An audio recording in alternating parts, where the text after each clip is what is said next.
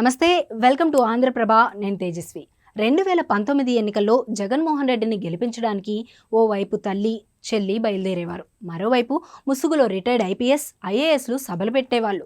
మరో బ్యాచ్ చంద్రబాబుపై కులం బురద పూస్తూ తిరుగుతూ ఉండేది. ఇంకో బ్యాచ్ అమరావతిపై విషం చిమ్ముతూ ఉండేది.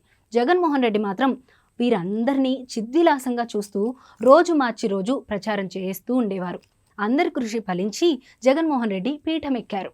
5 ఏళ్లు గిర్రున తిరిగిపోయాయి. మరి ఇప్పుడు గత ఎన్నికలప్పుడు జగన్కు అంతా ఉన్నారు. మరి ఈ ఎన్నికల్లో జగన్మోహన్ రెడ్డి కోసం ఆయనే సరిగ్గా ప్రచారం చేసుకోలేకపోతున్నారు.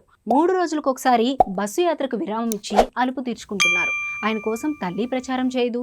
చెల్లెలైతే నేరుగా జగన్ను ఓడించమని రివర్స్లో ప్రచారం చేస్తోంది. ఇక అప్పట్లో బాకా ఊది చంద్రబాబు మీద బురద చల్లి కుల ఉద్రేకాలు రెచ్చగొట్టిన రిటైర్డ్ ఆఫీసర్లందరికీ జగన్ సరైన ట్రీట్మెంట్ ఇవ్వడంతో వారంతా కుంగిపోతున్నారు. అజయ్ కలాం లాంటి వాళ్ళు చివరికి వివేక హత్య కేసులో పావులుగా మారాల్సి వచ్చింది.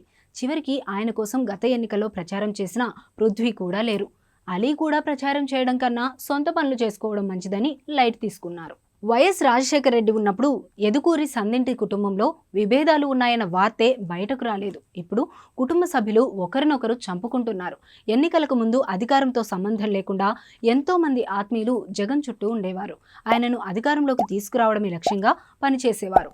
వారు ఎలాంటి వారు, ఎంతమంది ఉంటారనేది బయట వారికన్నా అక్కడ ఉండేవారికి తెలుసు. కానీ ఇప్పుడు వారిలో ఎంతమంది జగన్ ఇంటి దగ్గర ఉంటున్నారు? ఎవ్వరూ లేరు. అందరూ దూరమయ్యారు. ఒక్క సజ్జల మాత్రమే ఉన్నారు. ఆయన ఒక్కడే ఎందుకున్నారంటే అదే ఆయన చేస్తున్న రాజకీయం. జగన్కు కుటుంబం, పార్టీ, ఆత్మీయులు, కార్యకర్తలు అందరూ ఒక్కొక్కరుగా దూరమయ్యారు. సజ్జల మాత్రమే దగ్గరయ్యారు. జగన్ అంటే ఇప్పుడు సజ్జల మాత్రమే కనిపిస్తున్నారు. అది కుటుంబ విషయాలైనా, పాలనా విషయాలైనా, మరొకటైనా జగన్ మాత్రం ఒంటరైపోయారు. నమ్మిన వాళ్ళందరినీ నట్టేట ముంచారు.